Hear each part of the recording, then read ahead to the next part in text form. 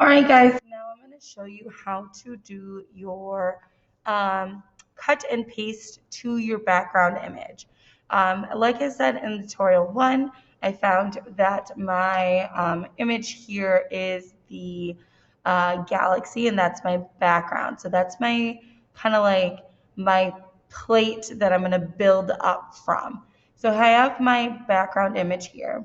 And now I'm going to start doing and manipulating it and changing it in a way so that we can build it into what we like to call surrealism. So the first thing actually I'm going to do is I'm going to flip my image because I don't like it the way that it is. I would like to flip it so that this image can be used in here. So I'm actually going to go over here to image, and then there's this thing called transform. I'm going to click on that, and I'm going to just rotate it so that it's rotated vertically. So I have it now. Again, I went to image, I went to transform, and I just flipped it to make it, counterclockwise. So now it is vertically. So now I have my image. It's good to go. Now let's start playing with some other stuff. So first things first is I really like this lovely, I don't know what to call it, wave type situation. So what I'm going to do is there's two things that you can do with this wave. Now, what I'm going to do is I want to select everything that is in blue. So I'm going to select everything that is in blue, and I'm going to do that by using my fuzzy select tool. Now, your fuzzy select tool up in this in your toolbox here is going to select regions or sections by color. So it selects only by color. So I'm going to click on that.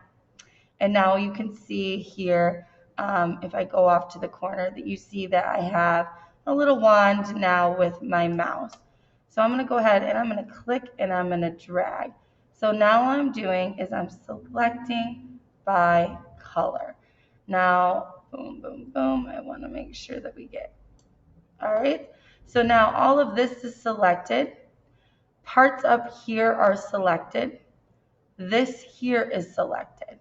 I know that it's selected just like when we did our breaking the grid because of the moving dashed lines that you see. Whenever you see those moving dashed lines, those little lines that are kind of flickering there, that means that the object has been selected. So now I've used my fuzzy select tool. All that I did for that, again, was I clicked a spot that I wanted and I dragged it to the other part that I wanted. Now, once I have those sections selected, I'm going to go ahead and I'm going to, up in the top left corner, going to go to edit and then cut. Now you see all the parts that were blue that I selected are cut out. Now I've cut it. I'm actually going to go back over here to my images. You can go here or you can use this top section up here. I'm going to go over here and I'm back to my background and I'm going to go ahead and click edit paste. Now it's really big, right? It's really big. It's ginormous. I really like this. However, it needs to be smaller. You see that it's still selected because it has those moving dash marks there. I'm not going to deselect it. I'm actually going to go over to my toolbox here, and you have what we like to call these transformation tools.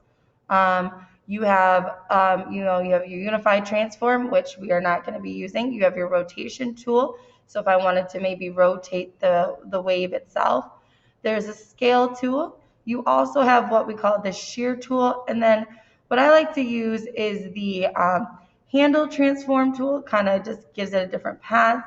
You also, very lastly, have your perspective tool. The perspective tool really helps with your foreground, if you have an image that you need to just tweak, you want it to make it look like they're far away. So I'm actually going to click on the select tool and click back on my wave here, and I'm actually going to make him small. So up in these corners here are these little squares.